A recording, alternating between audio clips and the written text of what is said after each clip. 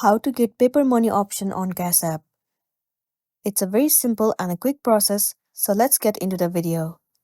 First thing first, you have to make sure that you have already downloaded the application Gas app on your device. Once you have the latest version of the app, open it. Make sure you are logged into a specific account. Once you are on your home page, you need to head over to your settings.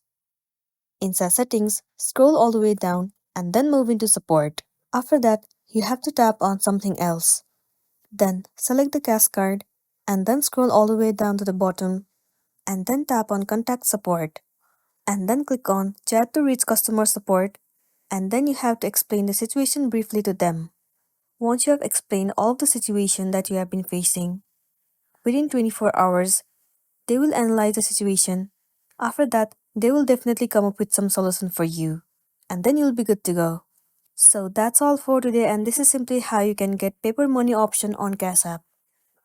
Make sure to smash the like button and consider subscribing if you found this video helpful. We'll see you in the next one.